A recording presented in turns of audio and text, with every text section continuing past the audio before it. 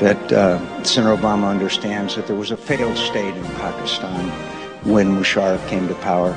Everybody who was around then and had been there and knew about it.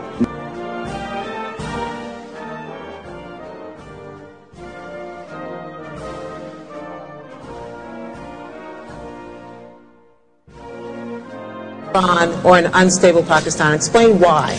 Well, they're both extremely dangerous. I always have focused, as you know, Gwen, I've been focusing on for a long time, along with Barack, on Pakistan.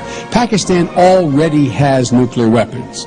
Pakistan already has deployed nuclear weapons. Pakistan's weapons can already hit Israel and the Mediterranean. Iran getting a nuclear weapon would be very, very destabilizing. They are not close to getting a nuclear weapon that's able to be deployed. So they're both very dangerous. They both be game changers. But look, here's what the fundamental problem I have with John's policy about terror instability. John continues to tell us that the central war on the front on terror is in Iraq.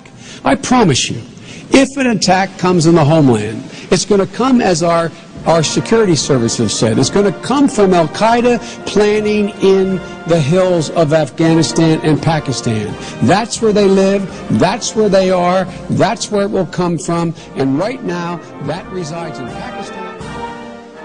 Democratic presidential candidate Senator Barack Obama issued a warning to Pakistan today, saying he would be prepared to order military attacks against al-Qaeda targets inside Pakistan, with or without the approval of Islamabad. There are terrorists holed up in those mountains who murdered 3,000 Americans. If we have actionable intelligence about high-value terrorist targets and President Musharraf will not act, we will. Well, I think that we have to figure out how to have a relationship with both India and Pakistan. Pakistan has everything that gives you an international migraine. It has nuclear weapons, it has poverty, extremism, corruption.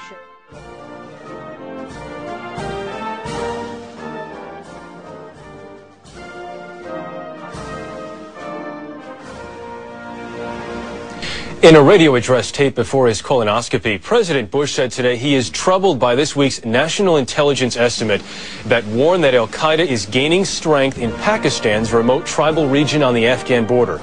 At the same time, Mr. Bush offered support for Pakistan's embattled president, Pervez Musharraf. Joining us now is Jerry Van Dyke, our CBS News consultant on Pakistani affairs. Jerry, thanks for being here. Good afternoon, Jeff. A lot more violence in Pakistan, more than we've ever seen, really, in the past few years, including car bombs, a trademark of al-Qaeda. What's happening? That's true. This is the worst time in the history of Pakistan, right at this very moment. What we are seeing for the first time in its 60-year history is suicide bombing. We have suicide bombing in Afghanistan. Now we have suicide bombing in Pakistan. This is the hallmark of al-Qaeda. This is what Ayman al-Zawahiri has introduced to South Asia. Has Pervez Musharraf allowed, either directly or tacitly, al-Qaeda and the Taliban to reemerge in Pakistan? This is the question that is on everybody's lips. As we all know, after 2001, Tora Bora, al-Qaeda disappeared and went down to what many people feel are along the Afghan-Pakistani border in Pakistan. The national intelligence estimates say, yes, we think. All intelligence feels that he's in the border region. We do not know for certain. No one has seen Osama bin Laden since March 2002.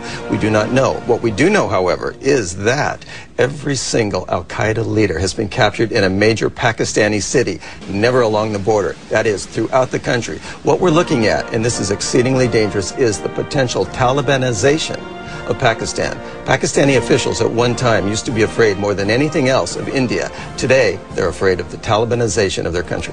By many accounts, the U.S. has really put all their eggs in Pervez Musharraf's basket. If he's having a lot of trouble right now, if he can't hold on, what does the U.S. do? The U.S. needs him desperately. Number one, we're fighting war in Afghanistan. All materiel for the war passes through Pakistan up to Afghanistan, number one. Number two, he has a growing democracy movement on his right. On his left, he has a growing Islamic fundamentalist movement. In the middle, he has behind him the United States, which wants more than anything else that man to stay in power. We are frightened to death of anything else.